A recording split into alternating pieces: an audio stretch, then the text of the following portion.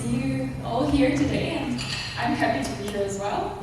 I would like to say thank you for such wonderful Irish songs. I used to live in Ireland in the past a little bit in County Longford, and yeah, Ireland, it's a special place for me still. So thanks for bringing me back to Ireland mentally. It was great.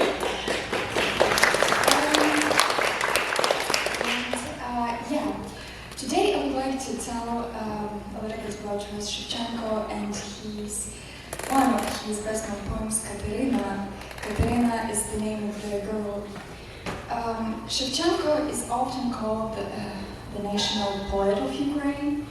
He is also one of the most important symbols of Ukrainian culture and identity. But his poetry was not only about Ukraine as a nation. He also wrote about difficult social problems, injustice, the lack of freedom, and the suffering of ordinary people. One of the main topics of his poetry was also motherhood. Shevchenko was a very talented artist, as I mentioned in the beginning. In 1842, he painted a picture based on his poem, Kateryna. So I made a bunch of copies of this paint, just to show how Shevchenko saw Kateryna. So we can just take a look and pass to each other. So the poem Kateryna is the tragic story of a young Ukrainian woman. According to Shevchenko himself, the poem was inspired by a real-life situation which took place in the Ukrainian city of Nizhyn. The poem begins with the lines that almost sounds like a folk song, but they carry a warning. Shevchenko warns young girls against falling in love with moskali. Moskal is the term being used by the author in two meanings about soldiers of the Russian army and ethnic Russians. So first line of the poem in Ukrainian sounds: Кохайтеся, чорнобриві, та не з москалями, бо москалі чужі люди, роблять лихо з вами. Москаль любить жартуючи кине. Поїде в свою московщину, а дівчина гине. Fall in love, O dark-browed maidens, but not with the Moskali. For Moskals, they are foreign folk, bringing naught but grief. Unfortunately, Kateryna fell in love with a Russian soldier named Ivan. She believes his promises, he leaves. She's left alone, pregnant, and judged by everyone around her. Her neighbors talked about her, and even her parents sent her away from home. Here are the lines where the mother speaks to her.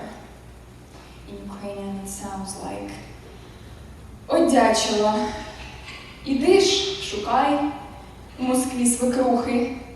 Не слухала моїх речей, то її послухай. Іди, доню, найди її, найди, привітайся, бо щаслива в чужих людях, до нас не вертайся». This, my thanks. Go now and search your new in-law mother. You refuse to heed your own, now you need another. Go, my daughter, find her now, greet her, win her love, happiness among strangers seek. Don't return to us. So Kateryna takes her baby and goes to Ivan. After a long and difficult journey, it was a deep winter, she finally sees him with a group of soldiers. She's very happy and runs to him. She says to him, "My Ivan, my love, where have you been for so long?" But Ivan acts as if he doesn't know her. Kateryna begs him to remember her. She tells him that he can leave her but she asked him to not reject their child. In Ukrainian, the line sounds "Покинь мене, забудь мене, та не кидай син."